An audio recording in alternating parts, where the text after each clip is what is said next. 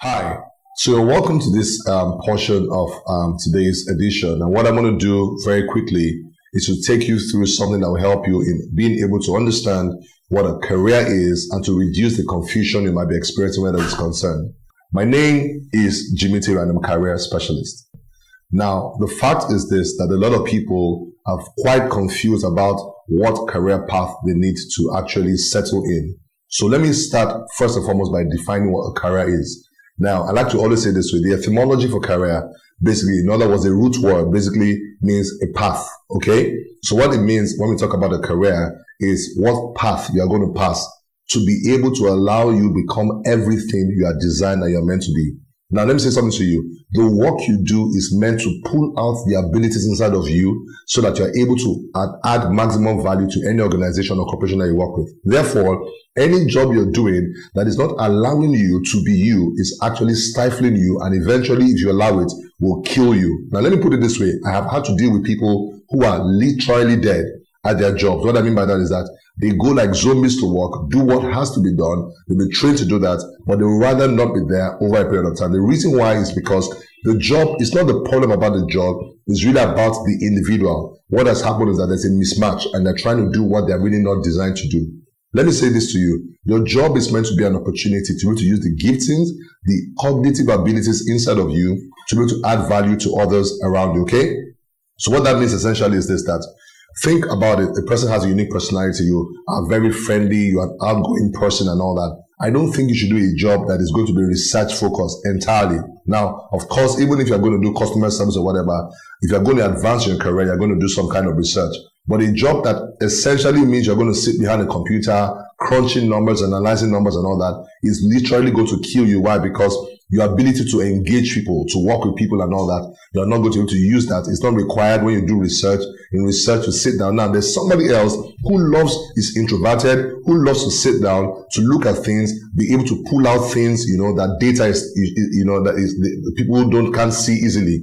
That other person will be fitted for that kind of role. I'm a certified job evaluator, and one of the things we find out is that people that do work well, people that do very well in their careers are people that essentially are what we call round pegs in round holes. So a job is a round hole, but you have to discover what shape you are such that you can now know what kind of hole you can fit into. So ideally, the way it's meant to be done is this, that you are meant to begin to look for, number one, understand yourself. Career success is premised on self-discovery. You need to understand and believe a lot in who you are, then begin to look at areas in society or in industry where you can plug in and utilize what you have, who you are, to add value to others around you. So for example, I love to talk a lot, right? That's what I do for a living, all right? A job that requires me to keep quiet is going to kill me. So what I do is this, that I am now plugged in as an inspirational speaker. I pastor a church. I do a lot of public speaking. I do many things, training in organizations. Why?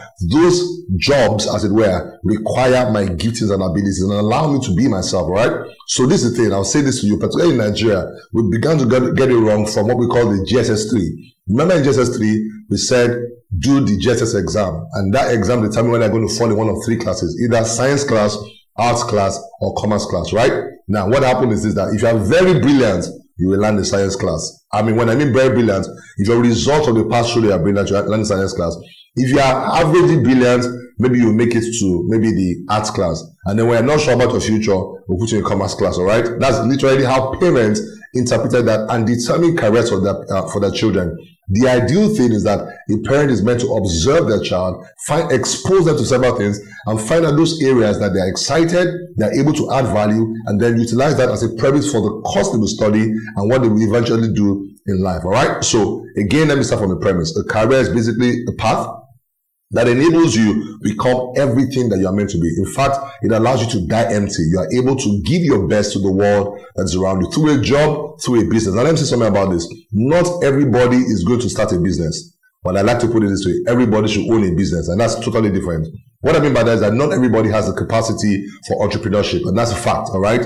Not everybody is very risk, they're able to handle risk and all that, and that's a huge part of business. However, I'll say this to you. If you have a job and you work till you're 60 and they retire you, all you're going to be dependent on at the end of the day will be pension. And I know today, pension, people die on pension and are trying to get their pension and all that. So that's not safe for the future. So what I say is that even if what you're going to do is a job, start investing in other people's businesses so that by the time you retire, you're on the board of 10 companies and all that. They pay you some allowance every quarter. You're getting money. You have invested in the business. You have shares. You're getting dividends and all that. You can live your life and do what you want for the rest of your life. All right? That's what I mean by owning a business. Not everybody, again, is meant to start a business, but everybody can co-own the business. That's very, very important. All right? So let me begin to wrap this up today. What have I taught you today? I've said career. Basically, it's a path that enables you to become everything you're meant to be. You have giftings and abilities.